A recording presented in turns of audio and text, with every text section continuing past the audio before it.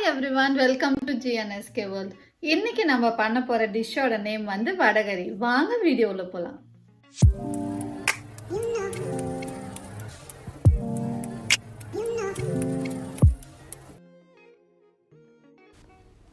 இப்போ நான் ஒரு 200 கிராம் கடலைப்பருப்பை ஊற வச்சுட்டேன். ஒரு 4 மணி நேரம் ஊறட்டும் நல்லா.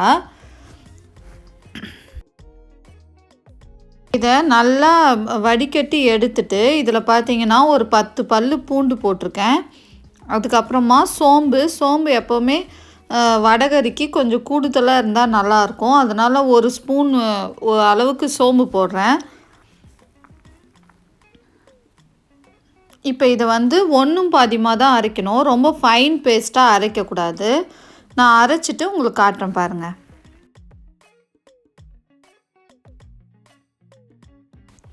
நீங்களும் இந்த பதத்துக்கே அரைச்சிக்கோங்க. ஒன்றும் பாதியமாக அரைச்சிருக்கேன். இப்போ நான் இதில் வந்து ஒரு கைப்பிடி அளவுக்கு வெங்காயம் சேர்த்துருக்கேன். ரொம்ப அதிகமாக வெங்காயம் சேர்க்க மாட்டேன். அதுக்கப்புறம் பார்த்திங்கன்னா ஒரு 4 பச்சை மிளகா, கொத்தமல்லி, கருவேப்பிலை இது ரெண்டுத்தையும் சின்னதாக நறுக்கி சேர்த்துட்டேன். கொஞ்சமாக உப்பு போட்டுக்கோங்க. ஏன்னா நம்ம கிரேவிலையும் உப்பு சேர்க்க போகிறோம். ஸோ அதுக்கேற்ற மாதிரி நீங்கள் வந்து கம்மியாக உப்பு போட்டுக்கோங்க. இதை வந்து தோசைக்கல்லையும் தட்டி எடுப்பாங்க. ஆனால் நான் எப்போவுமே வடையாக தான் சுட்டு எடுப்பேன். நான் உங்களுக்கு காட்டுறேன் பாருங்கள். ஸோ இதுக்கு வந்து ரொம்ப குட்டியாக வடை பண்ணணும்னு அவசியம் இல்லை. நல்லா பெருசாக போட்டு எடுத்துடலாம். ஆனால் உள்ளே வெந்திருக்கான்றது ரொம்ப முக்கியம். ஸோ இது மாதிரி நல்லா பெருசாக நல்லா திருப்பி போட்டு வடை சுட்டு எடுத்துருக்கேன். இங்கே பாருங்கள். இப்போ இது மாதிரி சுட்டதுக்கப்புறமா நான் வந்து இதை நல்லா உதுத்து விட போகிறேன். கொஞ்சம் சூடு ஆறுனதுக்கப்புறமா நல்லாவே உதுத்துருங்க வடையை.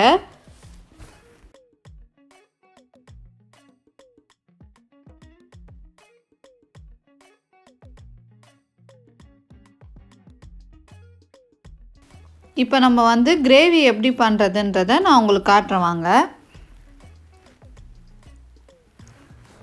ஒரு வெங்காயம், பெரிய வெங்காயத்தை இது மாதிரி பெரிய பீஸுங்க. ஏன்னா இதை அரைக்க போகிறோம், அதனால் சின்னதாக வெட்டணும்னு அவசியம் இல்லை. ஒரு 5-6 பச்சை மிளகா. நான் வந்து பச்சை மிளகா மட்டும் தான் சேர்க்க போகிறேன், மிளகாத்தூள் சேர்க்க போகிறதில்ல. அதுக்கப்புறம் ஒரு தக்காளி. இது எல்லாத்தையுமே ஒன்றா வந்து ஒரு அரை ஸ்பூன் எண்ணெய் ஊற்றிட்டு நம்ம வந்து நல்லா வதக்கி எடுத்துக்க போகிறோம். இது வந்து கொஞ்சம் நல்லா வதங்கணும். நல்லா ஞாபகம் வச்சுக்கோங்க, நான் பச்சை மிளகா மட்டும் போடுறதுனால மிளகாத்தூளை சேர்க்கலை.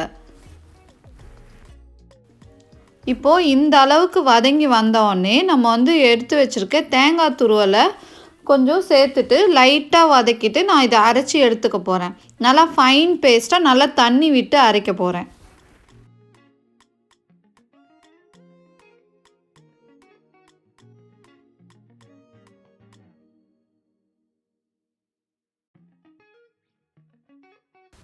இப்போ நம்ம வடை செஞ்சோம் இல்லைங்களா, அந்த எண்ணெயிலே ஒரு 4 ஸ்பூன் எண்ணெயை விட்டுட்டு நான் வந்து 2 பிரியாணி இலை, 4 ஏலக்காய், அப்புறம் வந்து கிராம்பு ஒரு 8, அதுக்கப்புறம் பட்டை, இது எல்லாத்தையும் சேர்த்து நல்லா தாளிச்சிட்டு இப்போ நம்ம அரைச்சி வச்சுருக்கோம் இல்லையா, அதை வந்து எடுத்து இதில் ஊற்றிட போகிறேன். நல்லா தண்ணியாகவே இது வந்து இருக்கட்டும். ஏன்னா நம்ம வடையை சேர்க்கும் போது ரொம்ப திக்காயிடும்.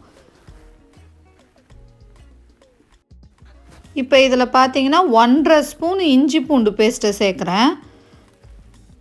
இது நல்லா கொதி வரணும். கொதி வந்ததுக்கு அப்புறமா தான் நம்ம வந்து வடையை சேர்க்க போகிறோம். ஏன்னா இஞ்சி பூண்டு பேஸ்ட்டு பச்சை வாசனை போகணும் இல்லைங்களா, ஸோ அதனால் நல்லா கொதி வரட்டும்.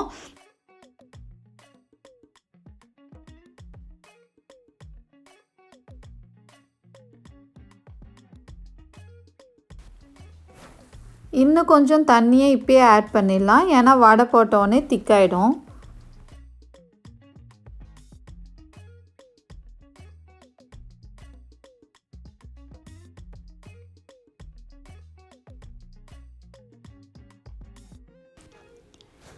இப்போ இதில் சிறிதளவு மஞ்சள் தூள்,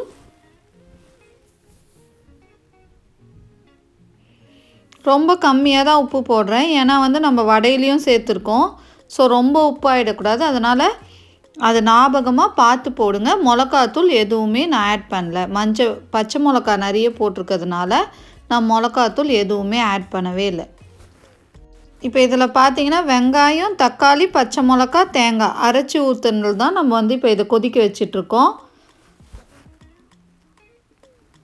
இது நல்லா கொதி வந்ததுக்கு அப்புறமா நம்ம வந்து இப்போ அந்த வடையே சேர்க்க போகிறோம்.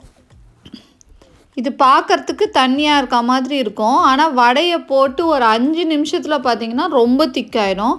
ஸோ இந்த கிரேவியை ரொம்ப தண்ணியாகவே வச்சு நல்லா கொதிக்க விடுங்க.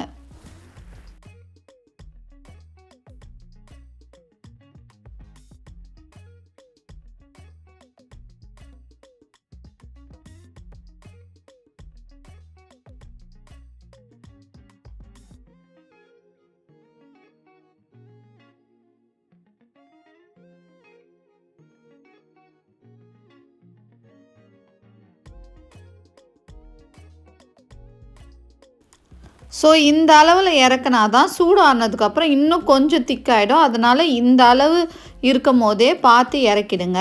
இறக்கும் போது கொத்தமல்லியும் புதினாவையும் நல்லா தூவிட்டு கொஞ்சம் ஒரு 5 மினிட்ஸ் மூடி வச்சுருங்க. அது நல்லா அதோட ஃப்ளேவர் வந்து அதில் இறங்கும்.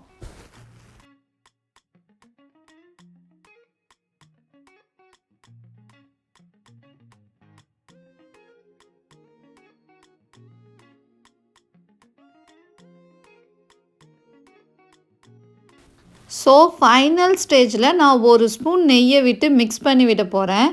கண்டிப்பாக நீங்கள் எல்லாருமே இதை அப்படியே நான் சொன்ன மெத்தடில் பண்ணிவிட்டு நீங்கள் எப்படி டேஸ்ட் இருக்குன்றதை எனக்கு கமெண்ட் செக்ஷனில் கமெண்ட் பண்ணுங்கள். ரொம்பவே டேஸ்டியாக இருக்கும். ட்ரை பண்ணி பாருங்கள்.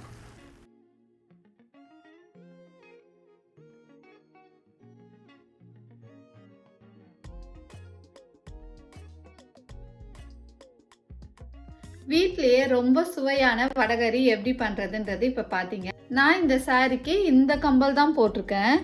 இந்த கம்பல் பார்த்தீங்கன்னா ஃபுல்லாகவே ஸ்டோன் ஒர்க் தான் இருக்குது. ஸோ இது நான் ஒரு 400லேருந்து 500க்குள்ளே வாங்கினேன். நான் வாங்கி 4 இயர்ஸ் ஆகிடுச்சு. ஸோ பட் ஆனால் ரொம்ப அப்படியே நல்லாவே இருக்குது. எந்த கலரும் போல்.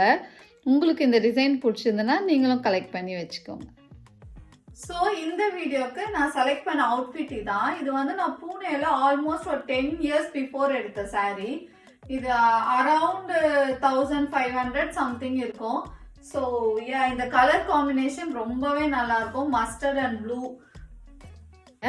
உங்களுக்கு என்னோட வீடியோ பிடிச்சிருந்துன்னா லைக் பண்ணுங்க, ஷேர் பண்ணுங்க, சப்ஸ்கிரைப் பண்ணுங்க. தேங்க்யூ ஃபார் வாட்சிங். If you like these type of video, do not forget to subscribe to our channel and turn on the notification. Subscribe to our channel, turn on the notification, like this video, share this video, and do not forget to follow us on Instagram. Thanks for watching.